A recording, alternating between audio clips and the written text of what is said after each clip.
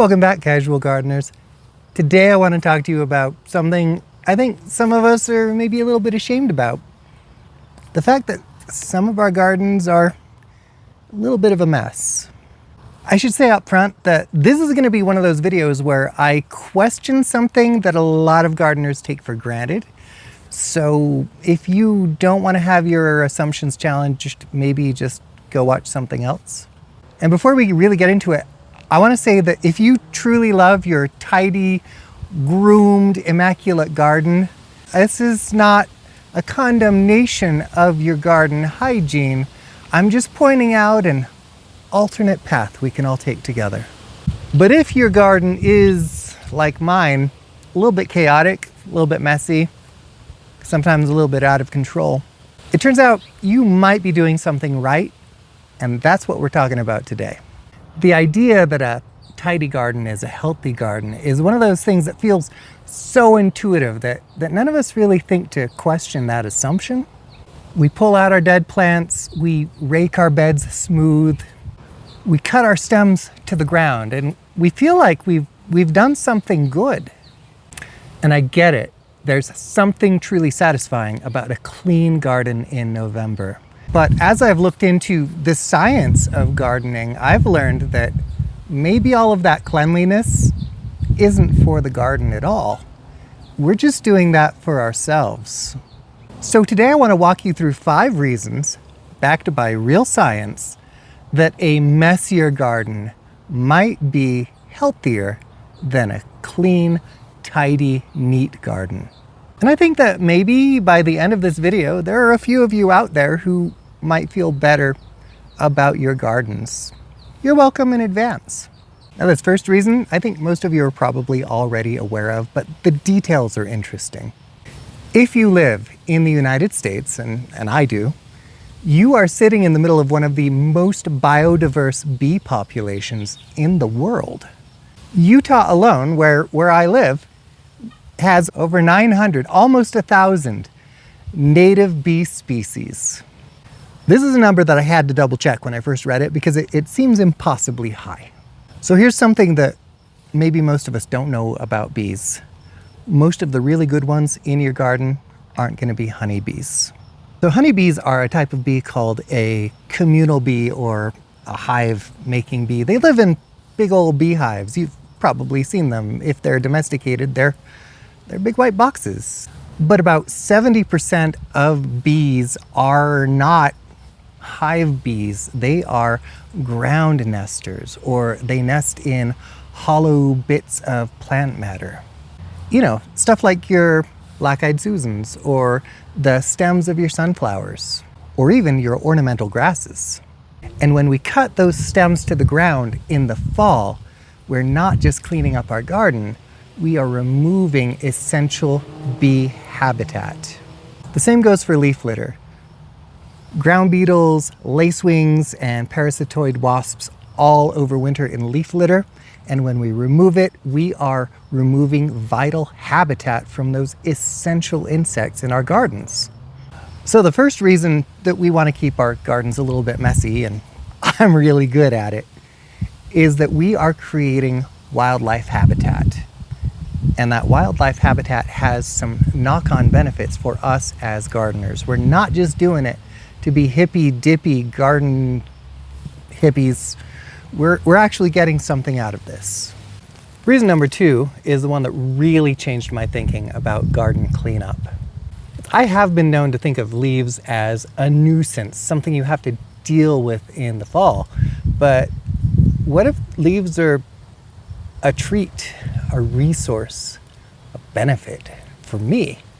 So leaf litter is mulch. And a good mulch can reduce soil evaporation by up to 50%, which means you can water half as often. Right now, my state is in a drought, so watering less isn't just, optional anymore. We're gonna kind of have to do that.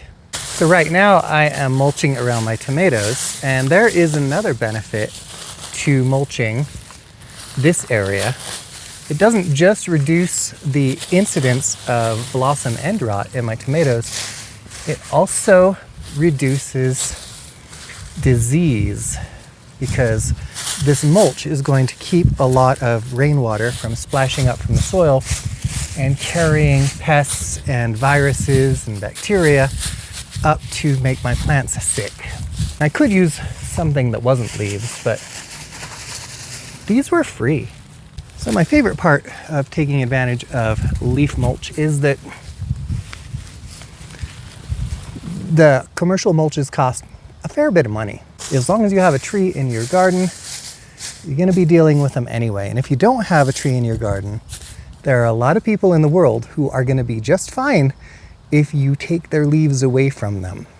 Now, lastly, there's another benefit to leaf mulch, and that is that it is made of organic matter. As it breaks down, it's going to be incorporated in your soil. And I have already made a couple videos about why organic matter is important in your soil. So go watch those when you're done with this one, okay? Under almost every healthy garden, there is a network of fungal mycorrhizae, threads that are finer than a human hair that connect fungi in the soil to your plants and your plants to each other and allow the sharing of water and nutrients across distances underground. We've known about these mycorrhizal networks for a while. I think there's even a Star Trek that references them now. It's kind of dumb the way they did it. But they are important, and gardening practices are just beginning to catch up with the reality of how important these networks are and how delicate they are and how easy they are to destroy. The more we disturb our soil, the more we're breaking these networks. The reason no-dig gardening practices are so successful in most places is because you're simply leaving all that delicate soil biology in place and intact. I don't get to practice no-dig here as much as I would like to, but the less we disturb our soil, the closer we can get to it and the more benefits we can enjoy. Now, the fourth reason, I'm going to be honest with you, gets a little bit more complicated. The most common argument for a fall cleanup of the garden is that leaving all that debris everywhere provides cover for pests to overwinter in your garden. This is not wrong. Tomato blight spores will overwinter in a dirty garden. Squash vine borer cocoons are probably down in the soil right now. There is real scientifically backed benefit to cleaning up certain areas of your garden at the end of the season, and sometimes at the beginning too. However, and this is the part that often gets overlooked, a messy, biodiverse garden is also where your beneficial insects are going to overwinter. Your predators like ladybugs and lacewings and ground beetles and all sorts of great stuff. Now, I've dealt with grasshoppers in the past. I think my grasshopper videos actually have done pretty well. And I'm a little bitter about grasshoppers. And one way to deal with grasshoppers is to till in the fall, because you disturb their eggs and bring them closer to the surface where the cold of the winter can kill them off. But something I've discovered is that ground beetles and their grubs, their larvae burrowing around underground, are gonna track down grasshopper eggs and eat them. And that's going to reduce the amount of grasshoppers. But if we till our garden and clean it overzealously, we are reducing the number of ground beetles that will overwinter and do that really important job for us. So a clean, raked garden, yeah, it's going to have a few less pests in it, but it's also going to be missing those essential predators that can take over and make your life better when the pests appear. The practical answer isn't leave everything, it's be selective, be intentional, leave the good messes, and go ahead and remove the messes that are likely to be more harm than good. Go ahead and remove the squash vines, which could have squash borers hiding inside. Yuck. But your flower stems, your ornamental grasses, things that can be left over the winter without harboring pests, leave those, because you are providing habitat for your really important predators of your garden to overwinter, and they are going to make you happier next year if they're still here. The fifth reason is the only one on this list that has nothing to do with science. I think there's a view of gardening that treats the garden as a project to be completed, something to control, something to present. And then there's a way to look at the garden as something, a process, something we interact with, something we grow with, something that evolves over time and, maybe holds a few lessons for us. Casual gardening, which is what this channel is all about, is the second kind of gardening. If a tidy garden brings you joy, if you need to clean your garden, this can still be a happy place for you to hang out and talk about gardening too. But if that mess has been stressing you out, if you've had low-grade guilt about the state of your garden, I hope this video gives you just a little bit of permission to just let it go. Your garden being a little bit messy isn't necessarily a maintenance failure. It's a choice to let things be what they actually are. So those were my 5 reasons to keep a messy garden, and I would love to know, are you a clean gardener or a messy gardener? Let me know down in the comments.